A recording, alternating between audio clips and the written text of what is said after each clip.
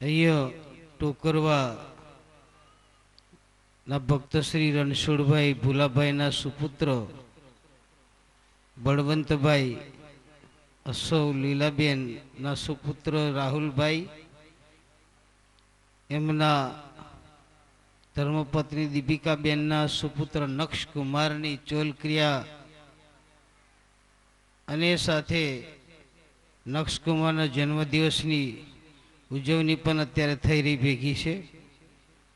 તો અહીંયા આપણા ગુરુ ગાદી પર બિરાજમાન પારકધામ કબીર આશ્રમ ગુરુ શ્રી નરેશ સાહેબજી તેમજ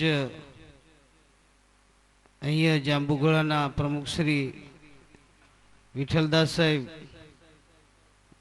બીજા આપણા બધા દીવાનશ્રીઓ, વડીલ ભક્ત સજ્જનો, ભાઈઓ બહેનો અને બાળકો સૌને આમંત્રણ આપ્યું હતું. આપ ઉપસ્થિત છો ત્યારે સૌને બધાને આ કાર્યક્રમમાં હાર્દિક સ્વાગત છે. નક્ષકુમારને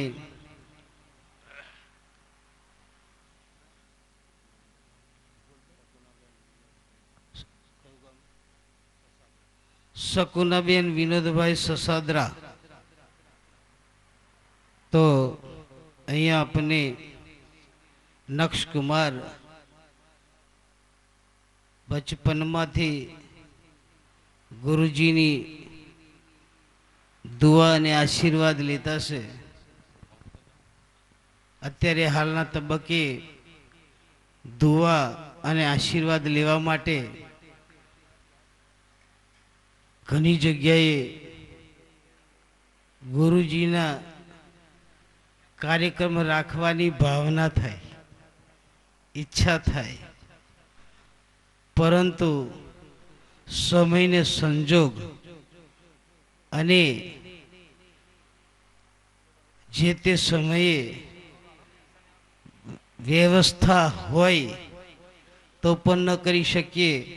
ત્યારે અહીંયા આ જ જગ્યા ઉપર 20 દિવસની આસપાસ થાય, ગત તારીખ 29 અહીંયા પૂજ્ય ગુરુદેવની આ જ જગ્યા ઉપર ગાદી થઈ અને બરડીનો કાર્યક્રમ, જન્મદિવસનો કાર્યક્રમ જાહો જલાલીથી ઉજવતો વિઠ્ઠલભાઈના સુપુત્રના સુપુત્રી, આજે નાના ભાઈ બળવંતભાઈના સુપુત્ર નક્ષકુમારનો કાર્યક્રમ, એ ચોલક્રિયા વિધિનો કાર્યક્રમ જઈ રહ્યો છે.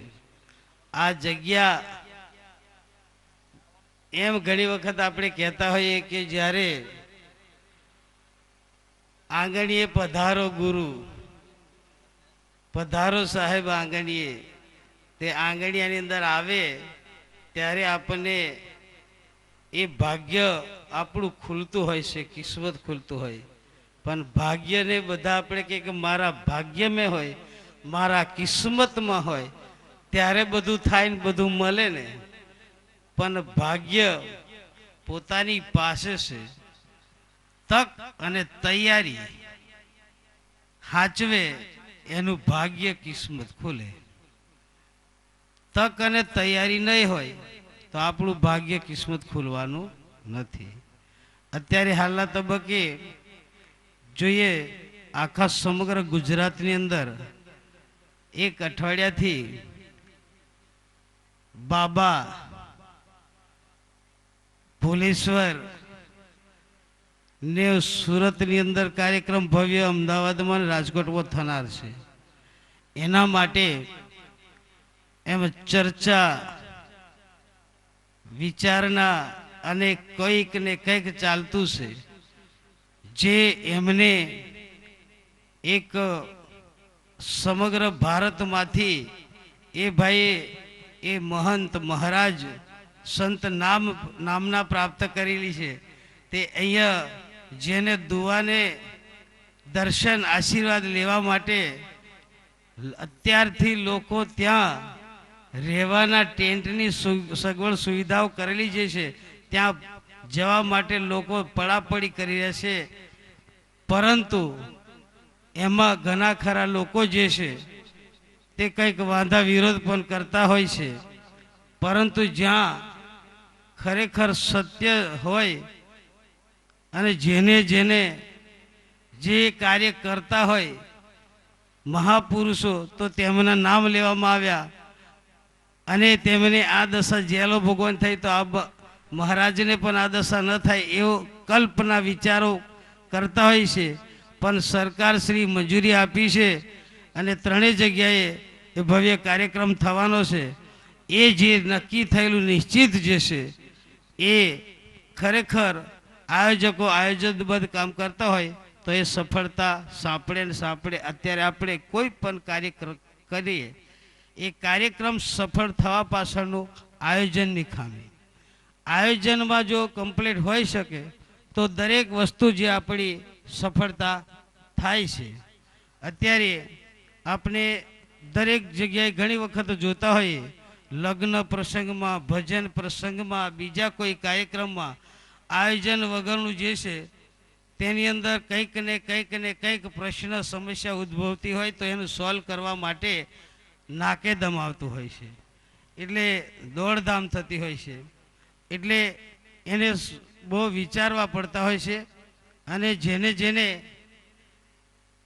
આયોજનની અંદર હોય એ સફળતા મળતી છે.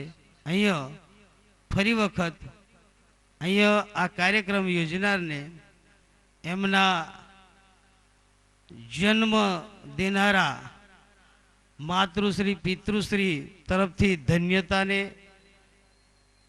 અનુભવે અને એ બાળક જે છે નક્ષકુમાર એ દિન પ્રતિદિન ઘણી વખત આપણે કુમળી વયનો છોડવો જે છે એ ગુલાબનો ફૂલ ખીલતો જાય એવી રીતે ખીલતો જાય અને એને સારા સંસ્કારનું સિંચન થતું જાય તો આગળ વધે, ભણે, ગણે અને સરસ મજાનો જે કંઈક એના જીવનની અંદર હોદ્દો પ્રાપ્ત કરવાનો થશે, નિશ્ચિત થશે, એ નક્કી કરશે અને મેળવશે, એમાં બે મત નહીં. એ માટે આપણે સૌએ બધા ગુરુજી આશીર્વાદ આપશે, પણ સગા સ્નેહીજનો વડીલોને તરફથી પણ આશીર્વાદ સાંપડે એ માટેની જે બોલીએ અને પછી પ્રમુખ સાહેબને સાંભળીએ.